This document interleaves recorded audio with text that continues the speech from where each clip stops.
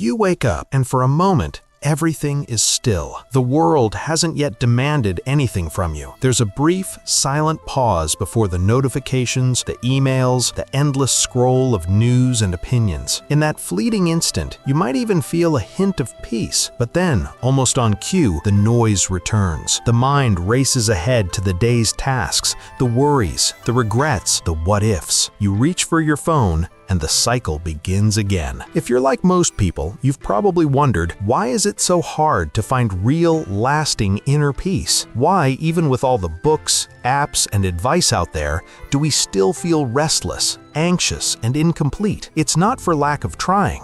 In 2026, the world is more obsessed with self-improvement than ever. There are more meditation apps than coffee shops, more podcasts on mindfulness than there are hours in the day. We have access to ancient wisdom and cutting-edge neuroscience at our fingertips, and yet 99% of people will still never find the peace they're searching for, not because they're lazy, not because they're broken, but because they're looking in the wrong place, and they're falling into the same traps that have ensnared seekers for centuries. Let's be honest, inner peace has become a commodity. It's marketed as a product, a lifestyle, a badge of honor. We're told that if we just buy the right course, follow the right guru, or master the perfect morning routine, we'll finally arrive. But here's the uncomfortable truth. Most of what we're sold is just another distraction. It's a new layer of noise dressed up as wisdom, and the more we chase it, the further we drift from the very thing we're seeking. Contrast that with the rare few who seem to radiate calm no matter what's happening around them. They're not immune to stress or pain,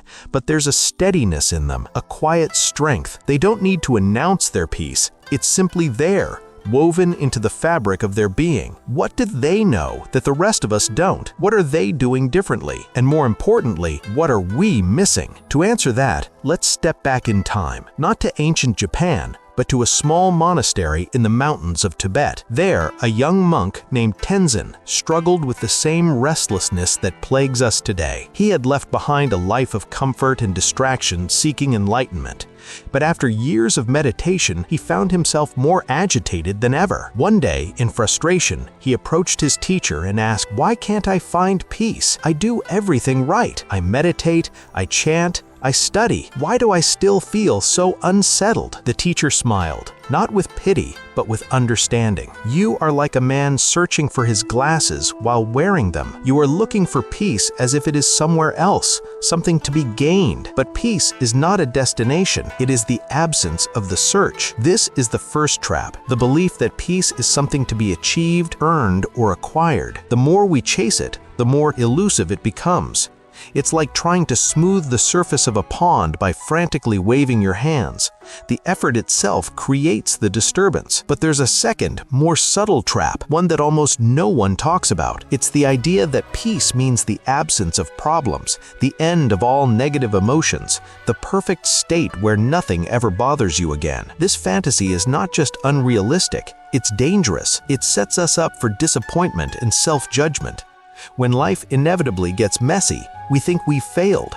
We start to believe that peace is for other people, for monks on mountaintops or influencers with perfect lives. But the truth is, real inner peace isn't about escaping life's storms. It's about learning to stand in the middle of them, unshaken. It's about finding stillness, not in the absence of noise, but in the heart of it. The people who find peace are not those who have perfect circumstances, but those who have learned to relate to their circumstances differently. So why do 99% of people miss this? Because we're conditioned to look outward. From the moment we're born, we're taught that happiness, fulfillment, and peace are things to be pursued, conquered, or consumed. We measure our worth by our achievements, our possessions, our status. Even our spiritual journeys become another competition, another thing to win. But here's the paradox. The more you try to control your mind, the more it resists.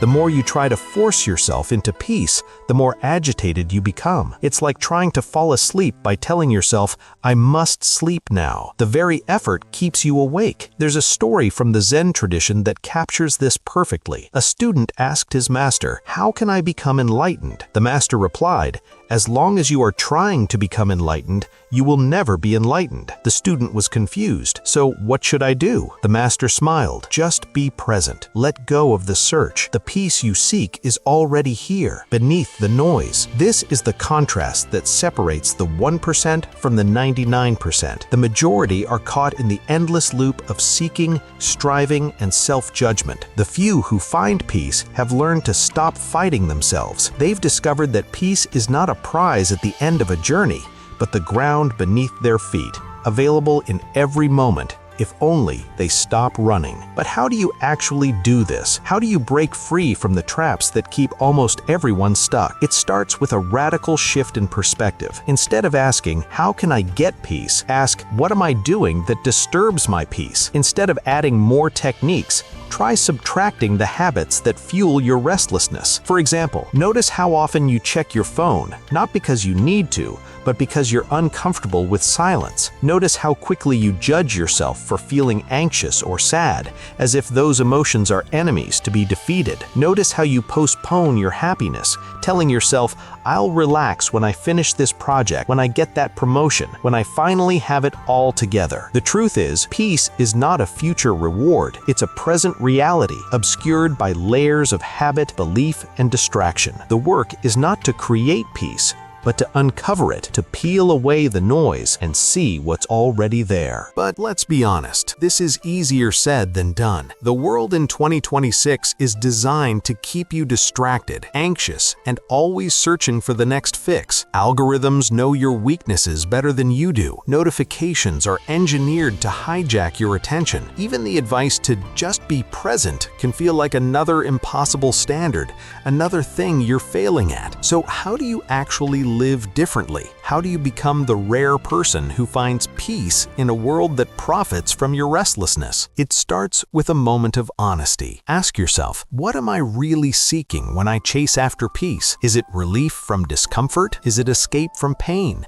Is it the hope that if I just fix myself enough, I'll finally be worthy of rest? The truth is, most of us are not searching for peace. We're searching for permission. Permission to stop running, to stop proving, to simply be as we are.